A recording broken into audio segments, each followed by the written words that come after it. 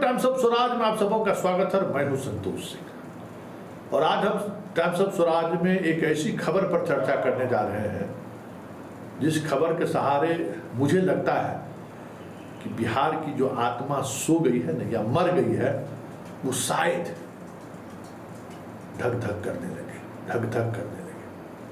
जी हाँ, हम तो 25 वर्षों से यही कर ही रहे हैं, यही काम ही कर रहे हैं कि किसी तरीके से जगाएं, जागो जागो क्या हो रहा है। ये गनीमत है कि 25 वर्षों से अनवरत ये चीजें चली आ रही हैं, फिर भी मेरा धड़कन धकधका रहा है, फिर भी हम फाइट कर रहे हैं, कहीं जाग जाए। जरा इस खबर को देखिए, ये बांका से खबर है। आज ही 17 ऐसे शिक्षकों पर FIR दर्ज हुआ है जो 2013 से फर्जी सर्टिफिकेट लेकर नौकरी कर रहा है। फर्जी सर्टिफिकेट क्या है कि जैसे हम STET पास किए, मेरा नाम संतोष कुमार सिंह है, मेरे पिताजी का नाम स्वर्गीय पवन कुमार सिंह है, ठीक है। हम आके समस्तीपुर में नौकरी कर लिए, मेरे ही सर्टिफिकेट का पर 17 आदमी नौकरी कर लिया, अलग राज्य के दूसरे जिले में, और कोई मैकेनिज्म नहीं डेवलप हुआ कि हम इसकी जांच करें। मेरे ही नाम, जबकि हम मेरा सर्टिफिकेट का नाम वगैरह सब कुछ कोई चेक नहीं हुआ, सिर्फ संतोष कुमार सिंह नाम मेल खा रहा है तो हम उसी पर कर दिए, कोई जांच नहीं किया, पैसा दे के नौकरी ली। 2013 में ये लोग बहाल हुआ, अभी 24 मतलब समझिए 9 बरस तक सरकार का पैसा ही लूटता रहा अयोग्य आदमियों का। तो ये कोई एकमात्र उदाहरण नहीं है। याद होगा आपको कि 2015 में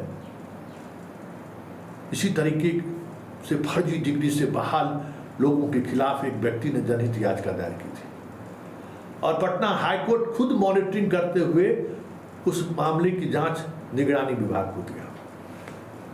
70,000 से अधिक ऐसे शिक्षक जिसकी डिग्री कहीं न कहीं संदेह के घेरे में था, उसको नौकरी कैसे मिली, ये कागजात ही नहीं मिला 10 वर्षों में।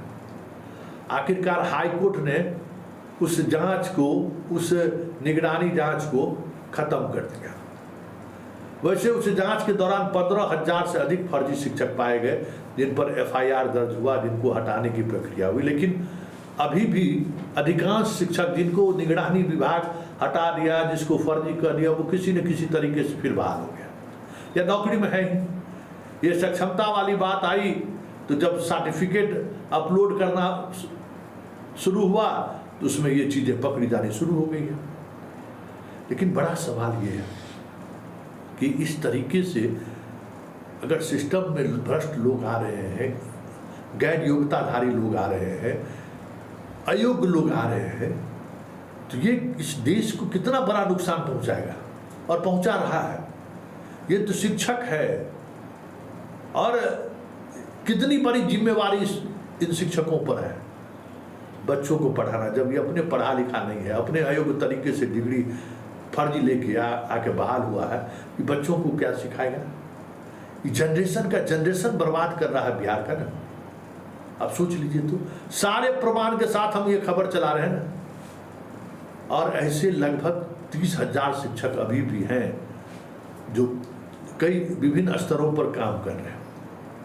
अभी के पाठक ने जब ये अभियान की शुरुआत की कि एक ही सर्टिफिकेट पर, एक ही STET या CTET के सर्टिफिकेट पर बिहार में अलग अलग जिलों में नौकरी कर रहे हैं, उसको जब पटना बुलाना शुरू हुआ तो सबकी जांच शुरू हुई। लेकिन जैसे ही पाठक गए, खबर आ रही है कि जो वाकई में सही डिग्रीधारी वाले लोग हैं वो परेशान हैं, और फर्जी वाले को फिर भेज दिया गया है जिला कि जरा इसका जांच कर लीजिए, मतलब जिला में माल दे दीजिए, आप बने रहिए।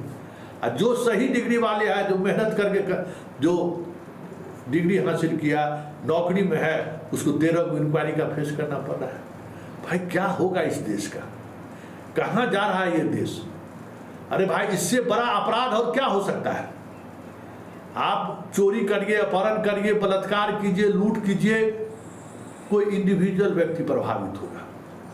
लेकिन इस तरीके से सिस्टम में अगर अयोग्य लोग आएंगे तो जब तक वो नौकरी में रहेगा तब तक पूरे सिस्टम को प्रभावित करेगा। अब समझिए, अब सोचिए इस देश का क्या होगा, जहां जिसे डिलीवरी करना है, जिस पर इतनी बड़ी जिम्मेवारी है, वहीं पर फर्जी लोग आके बैठ जा रहे हैं, तो क्या होगा इस देश का। मतलब नॉलेज इंडस्ट्री इसको कहिए कि जब नॉलेज इंडस्ट्री ही खत्म हो जाएगा तो इस देश की पहचान, इस बिहार की पहचान क्या रह जाएगी। इस तरीके से फर्जी लोग शिक्षक बन रहे हैं, और कोई शिक्षक है थोड़े दरोगा बन रहा है, डीएसपी बन रहा है, सीओ बन रहा है, बीडीओ बन रहा है, क्या नहीं बन रहा है फर्जी तरीके से। डॉक्टर वाला मामला देख ही रहे, इंजीनियरिंग का मामला देखते ही रहे। अब बताइए क्या होगा इस देश का। मतलब इतनी गंभीर बातें हैं, इतना गंभीर मसला है, कहीं कोई चर्चा होता है क्या। हर कोई लगा हुआ है कि मेरा बच्चा का भी हो जाए, मेरा बच्चा का भी हो जाए, लेकिन कोई सामूहिक तौर पर ये आवाज उठाने को तैयार नहीं है। कोर्ट का भी वही हाल है। कोर्ट भी इस तरीके का निर्णय देता है कि ऐसे लोगों को, अधिकारी को पैसा लेके गुंजाइश उनके पास बच जाता है बाएं दाएं करने का, सब उस तरीके के लोग बने रह जाते हैं।